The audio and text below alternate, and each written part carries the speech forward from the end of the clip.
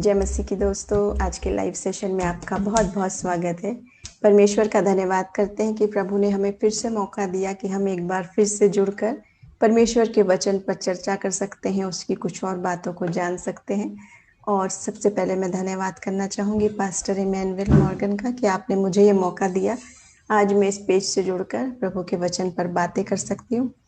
और जितने भी लोग आप मेरे साथ जुड़ रहे हैं या जुड़ेंगे या रिकॉर्डेड देखेंगे या बाद में देखेंगे, प्रभु आप सबको आशीष दे। और हम वचन के बाद सभी कमेंट्स पर जवाब भी देंगे और प्रेयर रिक्वेस्ट पर हम एक दूसरे के लिए प्रार्थना भी करेंगे। और अब मैं वचन पर जाऊंगी।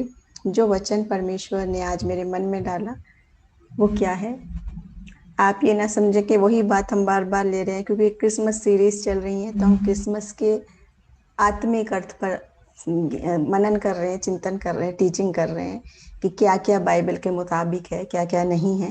लेकिन आज उसी श्रृंखला में हम दूसरी बात करने जा रहे हैं। वो तो बात हम पिछली बातों में समझ गए कि क्या बात बाइबल में नहीं है और क्या बाइबल में वास्तविक खुशी की और यीशु के जन्म की बात है। आज जो मैं बात कर रही हूँ वो सिर्फ और सिर्फ गिफ्ट के ऊपर बात कर रही हूँ, जो प्रभु ने मेरे मन में वचन डाला गिफ्ट के बारे में। क्यों? क्योंकि इस सीजन में, इस समय में सबसे ज्यादा यही शब्द है जो आपको चारों ओर सुनाई दे रहा है। चाहे आप मॉल में जाएं, चाहे आप कोई ऐप्स खोलें, चाहे आप न्यूज़पेपर देखें, सब जगह क्या है? क्रिसमस गिफ्ट, क्रिसमस गिफ्ट, इतना डिस्काउंट है। और आप सोच में लगे किसको क्या देना है, किससे क्या लेना है, या मुझे क्या मिल सकता है। बच्चों के भी दिल में बहुत सारे इस समय गिफ्ट के बारे में ही ड्रीम्स होते हैं। लेकिन जो ये गिफ्ट की बात आज हम कर रहे हैं वचन में से, वो तो हम बेसिक बात तो हम जानते हैं कि परमेश्वर ने आपको और मुझे जो तोहफा दिया वो है यीशु मसीह का जन्म ही अपने आप में वो बेशकीमती तोहफा है, गिफ्ट है। लेकिन हम आज चर्चा करेंगे उस ही गिफ्ट की गहराई में जाके कि वो क्या है।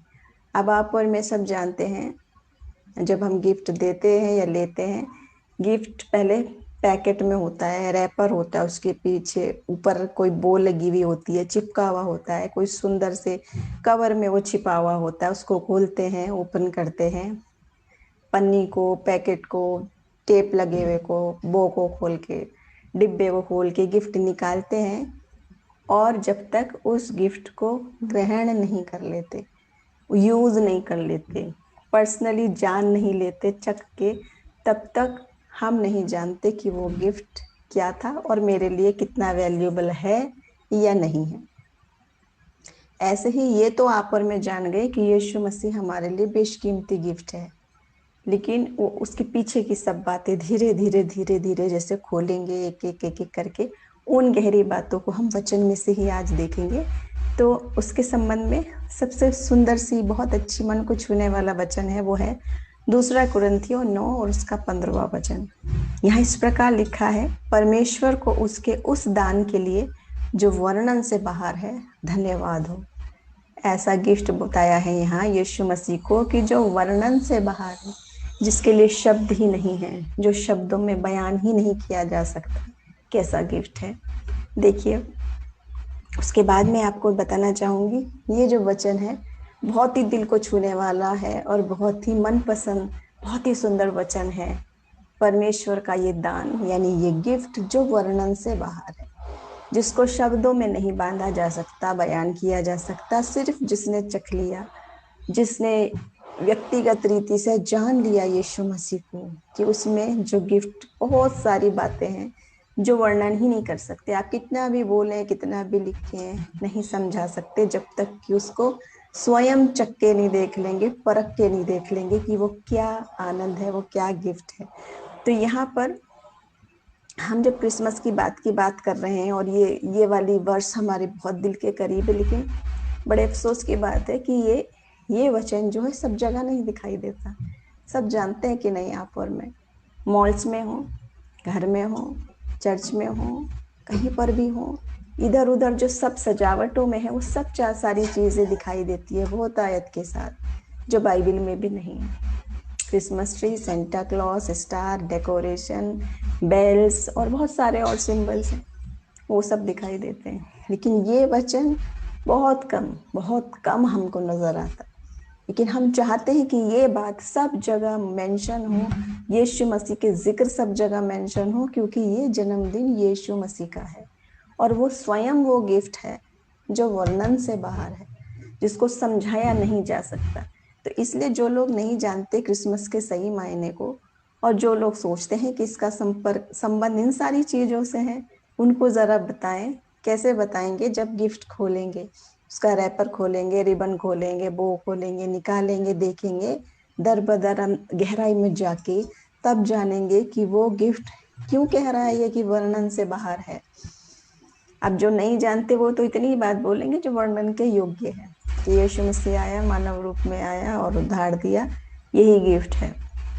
लेकिन उस बात को कैसे बताएंगे जो बताई नहीं जा सकती, जो सिर्फ अनुभव करी जा सकती है, जो वचन भी बार बार कहता है कि तू मुझे चख के देख ले, परख के देख कि प्रभु भला है।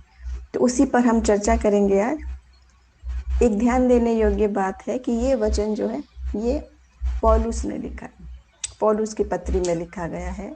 पौलुस के बारे में अब हम सब जानते हैं कि वो बहुत ही बुद्धिमान व्यक्ति था और परमेश्वर की आत्मा से भरपूर बेहद ज्ञानी पुरुष था, जो चाहे लिखने में हो, चाहे बोलने में हो, चाहे समझाने में हो, चाहे टीचिंग में हो, और चाहे खुद बर्दाश्त करने की हद में हो, हर जगह वो बिल्कुल एक्सीलेंट था।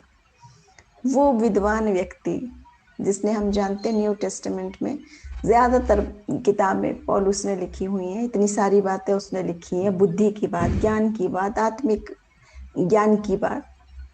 वो भी यहाँ पर इतने छोटे से शब्द को, GIFT, गिफ्ट को कह रहा है कि वर्णन से बाहर है। उस व्यक्ति के लिए जो इतना बुद्धिमान है, जिसने सारी बातों की चर्चा खोल खोल कर करी है, उसको यीशु मसीह कैसा गिफ्ट है वो शब्द नहीं मिले उसको। इसीलिए उसने कहा कि वो ऐसा है कि जो वर्णन से बाहर है। और देखें, जब हम उसको खोलेंगे, जब हम उसको जानेंगे, जब हम उसको चखेंगे, उसकी गहराई में जब हम जाएंगे, तब आप और मैं जो वास्तविक रीति से उसको चख के देखेंगे, हम भी तो यही कहेंगे।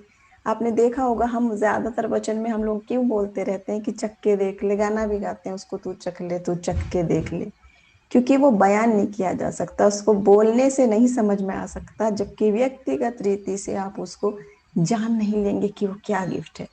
तो आइए, आज वो गिफ्ट तो हमारे पास है, लेकिन वो देखें उसके कवर को खोल के, उसकी रैपिंग को खोल के कि क्या क्या बातें उसके साथ जुड़ी हुई हैं, जो कई बार आप और में अनदेखा कर देते हैं। वो क्या बातें हैं देखेंगे हम। तो ये जब हम रैपिंग की बात कर रहे हैं कि यीशु मसीह कैसे आया, उसके आने से पहले की बात कर रहे हैं कि किस तरह से उसको लपेटा गया था, तो शारीरिक रीति से, संसारिक रीति से देखें तो वो लिखा है कि उसको कपड़े में लपेट के चरनी में रखा गया था। ऐसा गिफ्ट था बालक यीशु, जब प्रभु जो यीशु मसीह वो बालक के स्वरूप में आया।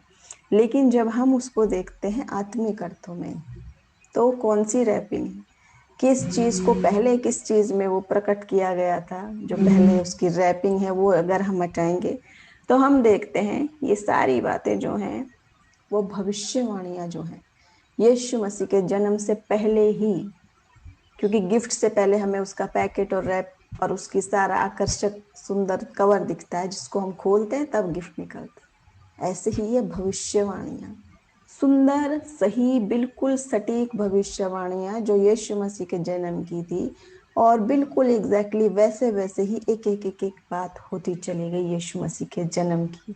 ये वो गिफ्ट है जिसको खोला धीरे धीरे। देखिए कैसे यशाया ने लिखा था, यशाया 7 और उसके 14 वचन में, इस कारण प्रभु आप ही तुमको एक चिन्ह देगा, सुनो, एक कुमारी गर्भवती होगी और पुत्र जनेगी और उसका नाम इम्मानुएल रखेगी। यशायाह ने ये बात बोली है।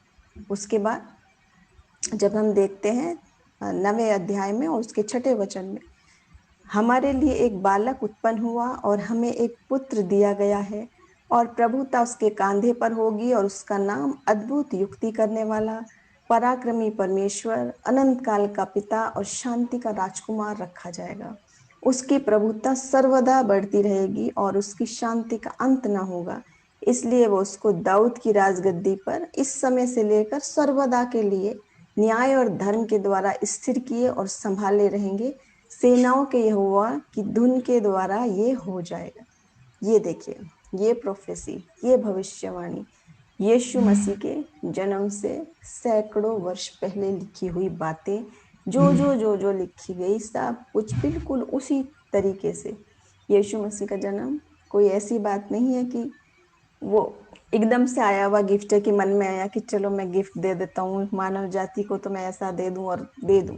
नहीं, बिल्कुल पूर्व निर्धारित योजना से, उसी समय पर, उसी तरीके से, उसी योजना से सब कुछ पूर्व निर्धारित।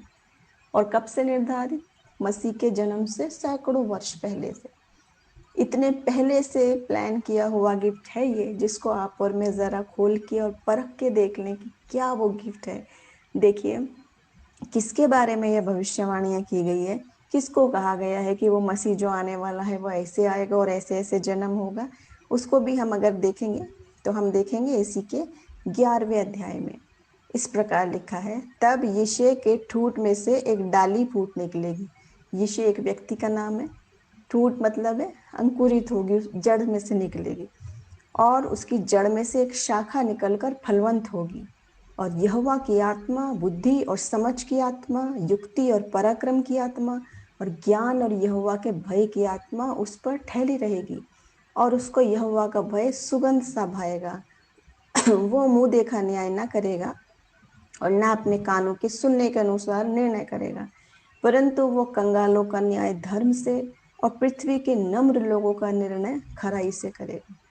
यहाँ इस सुंदरता देखिए इस वचन की, इस भविष्यवाणी की, जो मसीह के बारे में कही गई है कि वो ऐसा ऐसा होगा और वैसा गिफ्ट होगा, और जो कुंवारी से पैदा होगा और वो ये सब चीजें करेगा। डाली फूट निकलेगी, अंकुर की बात की गई है, पौधे की बात की गई है। तो देखिए, पूरी बात बताने के बाद क्या क्या बातें हैं कि किस प्रकार प्रभु का आत्मा उसके ऊपर होगा और वो कितना अनुग्रहित होगा, कितना वो अनोइंटेड होगा, और वो क्या क्या क्या क्या बात करेगा, ये सारी बातें हैं। तो हम जब ये देखते हैं कि ऐसी ऐसी बात मसीह के लिए की गई, क्या ये किसी और के ऊपर फिट हो सकती थी बात? क्या पूरी हिस्ट्री में अब तक कोई और ऐसी शख्सियत है जिसके बारे में ये लिखी हुई बातें इस प्रकार पूरी हुई कि सैकड़ों वर्ष पहले जो जो बात कही बिल्कुल एग्जैक्टली वही वही बात हुई और वैसा ही वैसा होता चला गया? देखिए, यहाँ यशाया 53 में यशाया जो लिख रहा है उसके साथ ही वो ये भी लिख रहा था कि इस पे कौन यकीन करे। वो भी यही बात पूछ रहा था। देखिए, वो क्योंकि ऐसे लोगों के साथ रहता था जिनको वो पीछे बोला भी है कि अनक्लीन लिप्स वाले, अशुद्ध होठों वाले व्यक्ति, उनके बीच में भी वो रहता था, जो लोग कुछ भी बोलते थे। इसलिए वो ये बोल रहा है। देखिए, उसने एक जगह ये लिखा है, जो समाचार हमें दिया गया उसका किसने विश्वास किया, और यहोवा का भुजबल किस पर प्रकट हुआ, क्योंकि वो उसके सामने अंकुर की नाई और ऐसी जड़ के समान उगा जो निर्जल भूमि में फूट निकले, और उसकी ना तो कुछ सुंदरता थी कि हम उसको देखते, और ना ही उसका रूप ही हमें ऐसा दिखाई पड़ा कि हम उसे चाहते। क्या मतलब है इस बात का? क्योंकि आप और मैं सब जानते हैं, जिस जैसे यहाँ पे वर्णन किया गया है कि एक अंकुर निकला। जब हम कोई भी पौधा है उसको बोते हैं तो शुरुआत में जो छोटा सा अंकुर निकलता है उसमें कोई सुंदरता रूप दिखाई नहीं देता, क्योंकि हम मनुष्य हैं और हम प्रकट में देखना चाहते हैं।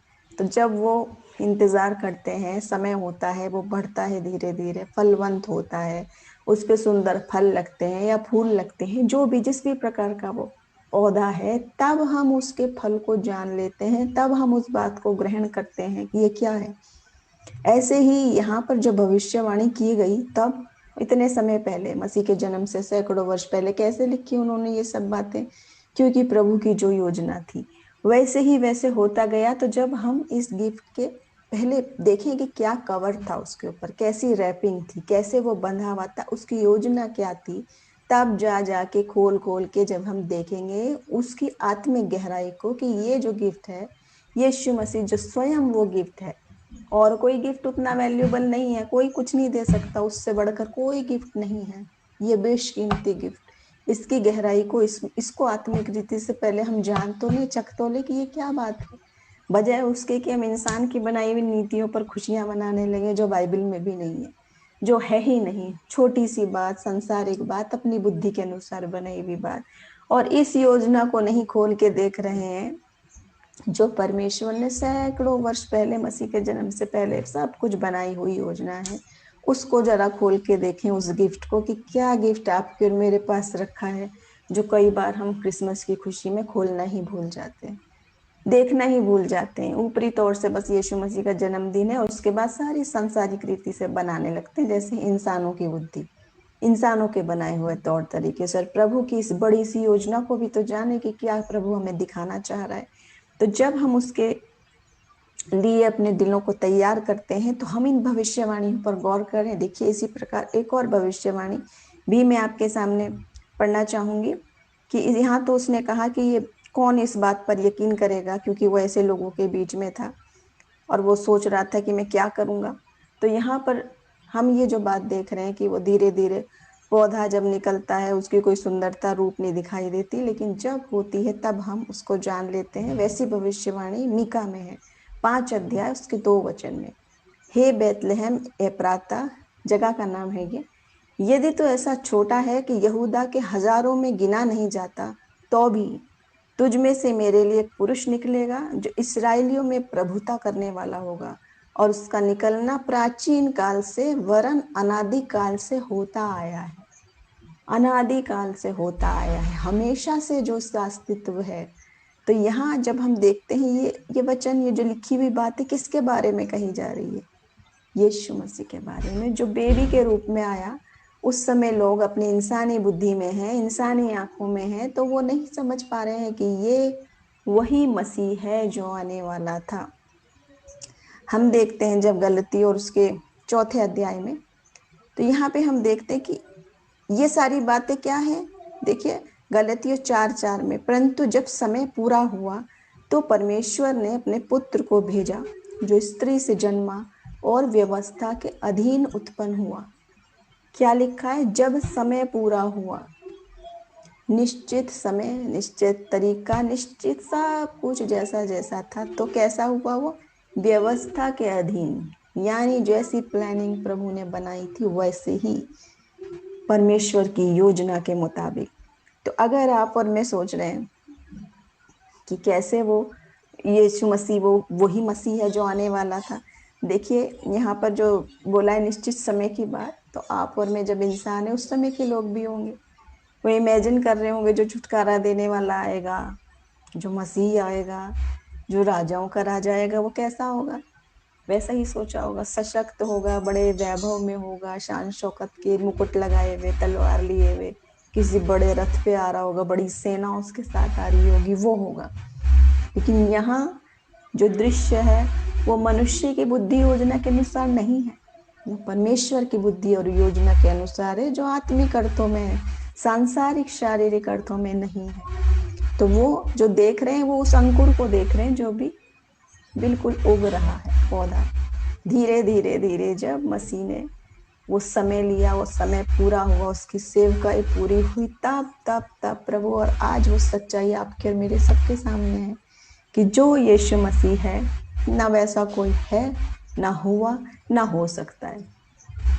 उसी के बारे में हम आगे जब जाएंगे, जो लोग ये सवाल करते और सोचते हैं और कहते हैं कि जब परमेश्वर के पास कोई रास्ता नहीं रहा, तो अंत में उसी वक्त परमेश्वर ने योजना करके और मसीह को भेज दिया कि अब इसके जरिए उद्धार हो।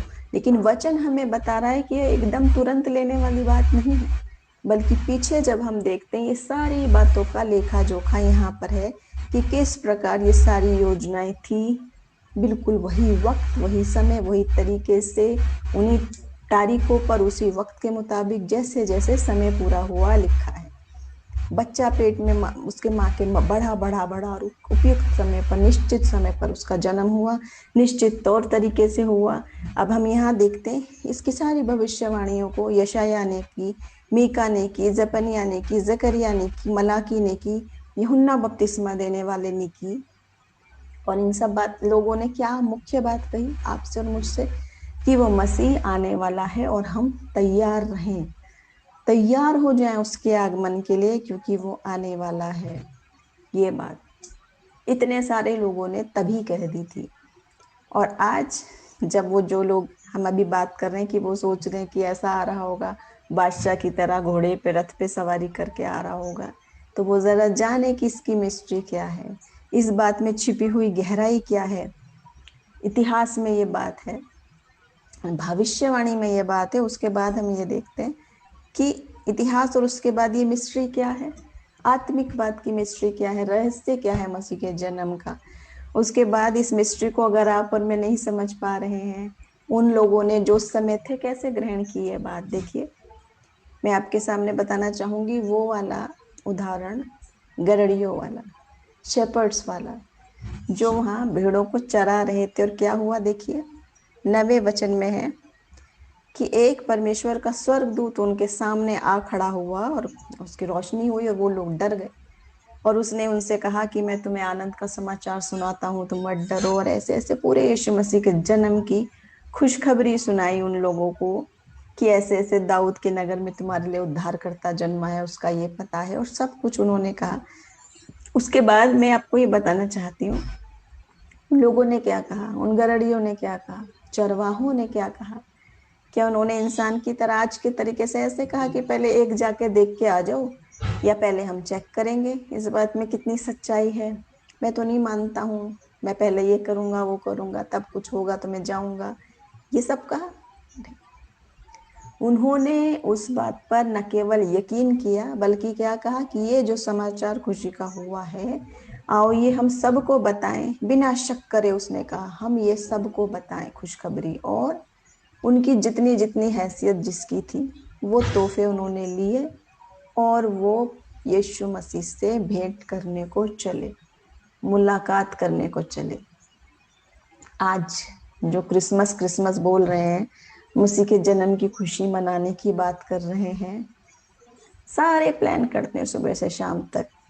और मैं बहुत ही माफी चाहूंगी कि वो वाली बातें जो अधर्म की बातें, उस तरीके की पार्टीज, उस तरीके की बातें, ड्रिंक्स जिसमें चल रही हैं, व्यभिचार जिसमें चल रहा है, अश्लीलता जिसमें चल रही है, वो बातों में यीशु मसीह नहीं है, ना ही वो उसके जन्म की खुशी है।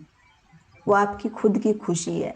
पापों से भरी हुई पापों की बातों को आपने उस तरह से मोल्ड अगर कर लिया, वो आत्मिक खुशी ये गिफ्ट नहीं है।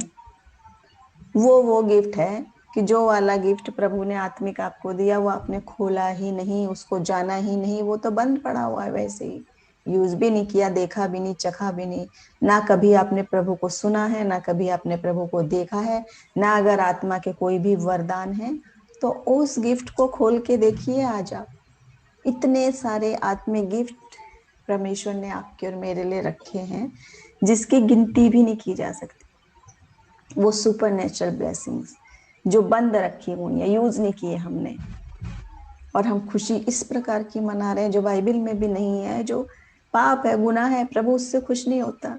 ये चरवाहे तो सुनी खुशी की बात, जब उन्होंने सिर्फ सुनी थी, उनको गिफ्ट मिला भी नहीं है, देखा भी नहीं है उन्होंने अभी, सिर्फ स्वर्गदूत ने बताई और वो सुनी, और उन्होंने कहा सबको बताएं, खुशी की बात है सबको बताएं। और ये गिफ्ट जो जो जिसकी हैसियत थी, चाहे भेड़ है, बकरी है, जानवर है, जो भी है, वो लेकर उसको हम भेंट दें और हम यीशु मसीह से भेंट करने को चले। तो आज ये जो चरवाहों की बात है वो आपके मेरे लिए भी ऐसा ही हो कि ये खुशी का सुसमाचार हमको भी मिला है। हम भी जान रहे हैं कि वो कौन सा गिफ्ट परमेश्वर ने हमको दिया है जो वर्णन से बाहर है, जिसके जैसी कोई बात ही नहीं है। अगर आपने और मैंने खोल लिया और जान लिया हमने कि वो गिफ्ट क्या है, तो पहली बात तो दूसरों को भी बताएं वो खुशी की बात कि वो सच्ची गिफ्ट, सच्चा गिफ्ट, सच्चा आनंद ये है, ये नहीं है जो आप तुम सोच रहे हो। जो अविश्वासी लोग भी जो कुछ नहीं जानते, ABCD, ना कभी बाइबल देखी, ना सुनी, ना जानी है, ना कभी आत्मा को चखा है, ना कभी प्रभु की पवित्रता को जाना है, वो भी क्रिसमस की पार्टी में शामिल हो रखे हैं, क्योंकि वो बिल्कुल सांसारिक रीति की है, बाइबल की रीति की नहीं है। तो वहां से हट जाएं, वो धोखे देने वाली बातों में खुशी नहीं है, वो गिफ्ट नहीं है जो प्रभु आपको और मुझे देना चाह रहा है। वो आपकी खुद की लालसा है, वो आपकी खुद की दुनियावी बातें हैं। तो आज उसको भूल के हम ये गिफ्ट न केवल लें, पर यीशु मसीह से मिलने को चले, अपने अपने गिफ्ट लेके। क्या है वो गिफ्ट? सारे संसार को बनाने वाले सर्वशक्तिमान परमेश्वर को आप और मैं क्या दे सकते हैं? फिर भी वो आप और मेरे दिल के दरवाजे पे खड़ा खटखटाता है। वो चाहता है कि हम उसका आवाज सुन के अपने दिलों को खोलें, उस दिल को जिसमें जगह नहीं। सारी बातों के लिए जगह है, प्रभु के लिए समय नहीं है। उस समय यीशु मसीह के लिए जन्म के वक्त पर जगह नहीं थी। उसको गौशाला में जन्म लिया मसीह ने, जगह नहीं, जगह नहीं। आज प्रभु आपके और मेरे दिल में जन्म लेना चाहता है। वो आत्मिक तोहफा आपको और हमें देना चाहते हैं, और हम कह रहे हैं हमारे पास तो जगह ही नहीं है, टाइम भी नहीं है। क्रिसमस के दिन क्या है, पूरा शेड्यूल है, यहाँ जाना है, वहां जाना है, उसने बुलाना है, इसको बुलाना है, उसको खिलाना है, उसके साथ गाना है, उसके साथ नाचना है, उसके साथ खाना पीना है। लेकिन ये यीशु मसीह के साथ मिलने के लिए कब जाएंगे आप, उसकी खुशी को चखने के बावजूद? तो आज बहुत ही आनंद की बात है कि आज हम बहुत सारे लोग आत्मिक रीति से बढ़े हैं। बहुत सारे लोगों ने सच्ची बात भी जानी है। ऐसा नहीं है कि सभी उस तरह के बातों में हो गए, क्योंकि आज प्रभु ने अपना काम शुरू किया है। परमेश्वर ने अपना आत्मा बहुतायत से उंडेला है, जैसे उसका वायदा है कि अंत के दिनों में मैं अपना आत्मा बहुतायत से उंडेलूंगा। तो जब आत्मिक आंखें खुली लोगों की, जानी, तो हम जानने समझने लगे हैं आज। और बहुत सारे लोग समझ गए कि वाकई में मसीह के जन्म की खुशी क्या है, उसका मायने क्या है। जिस क्रिसमस में क्राइस्ट ही नहीं है, वो कैसा उत्सव है, वो कैसे उसके जन्म की खुशी है। तो आज इन सब बातों पे हम गौर करें, उस गिफ्ट को जो प्रोफेसीज में है, जो हिस्ट्री में है, जो आत्मिक रीति की बातें हैं, और जो वर्णन से बाहर है। वो शांति का राजकुमार, वो चंगाई देने वाला परमेश्वर, वो उद्धार देने वाला परमेश्वर, वो जीवन का जल, वो जीवन की रोटी, वो आपके कदमों के लिए उजियाला, वो आपका स्वर्गीय पिता, जैसे माता संभालती है वैसे संभालने वाला परमेश्वर।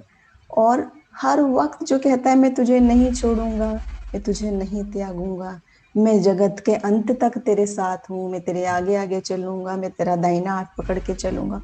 वो स्वर्गीय पिता परमेश्वर आपके और मेरे साथ है। उसके जन्म की खुशी हम आत्मा में, हृदय में मनाएं सबसे पहले। और फिर ये खुशी जब हम एक बार चख लेंगे, ग्रहण कर लेंगे कि वास्तव में मसीह का जन्म हमारे दिल में, हमारे जीवन में होना जरूरी है। दुनिया में तो जन्म हो चुका है, उसने तो अपना काम पूरा कर लिया है।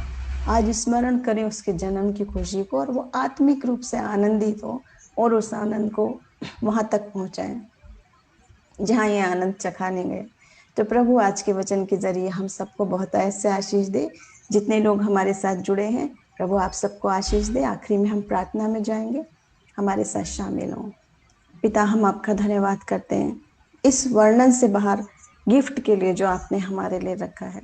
हमारी आत्मिक आंखों को खोलिए कि हम उसको जानें और ग्रहण करें और समझें उस सच्ची खुशी को, उस सच्चे आनंद को, मसीह के जन्म को, जो हमारे दिलों में हमेशा होना है, हर दिन, कोई एक तिथि पे नहीं, बल्कि हमेशा हमेशा मसीह आप हमारे दिलों में जन्म लें, और हम अपने दिलों को खोलें, अपने दिलों को स्थान बनाए प्रभु जी, और आपको आत्मिक रीति से जाने और ग्रहण करें। जितने लोग हमारे साथ जुड़े हैं, जहाँ जहाँ ये वचन जाता है प्रभु, आपकी आत्मा का काम हो, आप उनके दिलों को छुइए, आप उनसे बात करिए, और ये आपके जन्म की खुशी हम आनंद के साथ मनाएं, आत्मिक रीति से समझते हुए मनाएं, बिना समझे नहीं, उसको ओपन किए बिना नहीं, क्योंकि वचन आपकी एक एक बात को बिल्कुल स्पष्ट बताता है कि वो जो वर्णन से बाहर आनंद है, खुशी है, इस आपके जन्म की खुशी को हम में से हर एक मना सके, एक एक जान सके। ऐसे आप आत्मा का काम करिए उनके जीवन में, उनकी सारी चिंता और बोझ को दूर करते हुए प्रभु, जिनके भी घरों में परेशानियां हैं, जिनके भी घरों में बीमारियां हैं, चाहे वो फाइनेंशियल प्रॉब्लम्स हैं, चाहे वो हीलिंग की बात है, चाहे और कोई भी प्रेयर रिक्वेस्ट क्यों ना हो प्रभु, आप सब कुछ देने वाले और आशीषित जीवन देने वाले परमेश्वर हैं। उनके जीवनों में काम कीजिए, एक एक को अपना अभिषेक दे, एक एक को अपनी बुद्धि, समझ और ज्ञान दे, और होने दीजिए आने वाले दिनों में आपकी आत्मा के दोहरे अभिषेक में पढ़ते चले जाएं, और हमारे जीवनों से आपके नाम को महिमा मिले, और हम भी उन चरवाहों के समान कहीं या आनंद का सुसमाचार सबको पहुंचाएं, और उससे भेंट करने को चलें, वही हम करें। यीशु मसीह के नाम में मांग लेते हैं, आमीन। आज के वचन के जरिए प्रभु आप सबको आशीष दे। जय मसीह की।